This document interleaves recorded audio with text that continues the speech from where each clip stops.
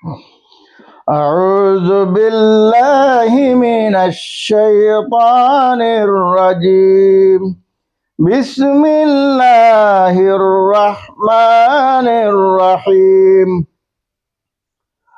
আমার ভাইরা শুনুন, আল্লাহ পাক রব্বুল ইজ্জত কোরআনে বলেছেন, নাহনু নাকুসসু আলাইকা আহসানাল কাসাসি বিমা আওহাইনা ইলাইকা হাযাল কুরআন।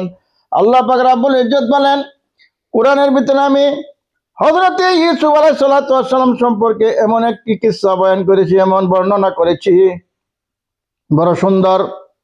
সেই বর্ণনা সম্পর্কে আল্লাহ পাক রব্বুল ইজ্জত বলেন যে হযরত ইউসুফ আলাইহিস সালাতু ওয়াস সালাম, ওনার পিতা ছিলেন ইয়াকুব আলাইহিস সালাম। ইউসুফ আলাইহিস সালাম দেখাত বড় সুন্দর। ইউসুফ আলাইহিস সালামের আরো 11 ভাই। ওই ইউসুফ আলাইহিস সালাতু ওয়াস সালামকে পিতা খুব যত্ন করে, আদর করে। বাকি ভাইদেরকে তাদের মনে হিংসা হয়ে গেছে, এমন অবস্থায় যাইতেছে। হঠাৎ করে একদিন হযরত ইউসুফ আলাইহিস সালাতু ওয়াস সালাম বললেন, إذ قال يوسف لأبيه يا أبت إني رأيت 11 كوكبا والشمس والقمر رأيتهم لي ساجدين। হযরত ইউসুফ আলাইহিস সালাতু ওয়াস সালাম দেখাতে তো সুন্দর ছিলেন, বড় সুন্দর। তার বাবাই খুব যত্ন করত। তার ভাইদের মনে হিংসা যে হযরত ইউসুফকে এত যত্ন করে, নিশ্চয়ই বড় মানুষ হবে বা কিছু কিবা হবে। ইউসুফ আলাইহিস সালাম একদিন গিয়ে ওনার বাবার কাছে বলল, হে পিতা, আপনি শুনেন, আমি আজকে রাত্রে স্বপ্নে দেখেছি 11 সিতারা, 11 নক্ষত্র এবং সূর্য চন্দ্র সবাই আমাকে সিজদা করতেছে।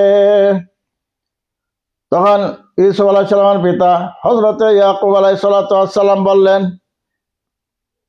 আলা ইয়া বুনাইয়া লা তাকসুস রুয়াকা আলা ইখওয়াতিক।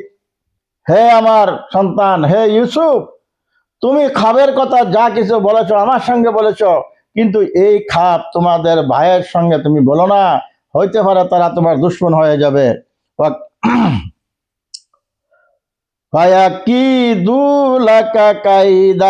তোমার জন্য তারা চক্রান্তমূলক হয়ে যেতে পারে, দুশমন হয়ে যেতে পারে। কারণ ইন্নাশ শাইতানা লিল ইনসানি আদুউম মুবিন। কারণ শয়তানের কাজ হলো যে মানুষকে ধোঁকা দেওয়া। ওরা শয়তানি করে তোমার ভাইয়েরা তোমাকে ধোঁকা দিতে পারে। আর কি যা কিছু বর্ণনা করেছো তুমি স্বপ্নের কথা, তুমি আর কারোর কাছে বলবে না।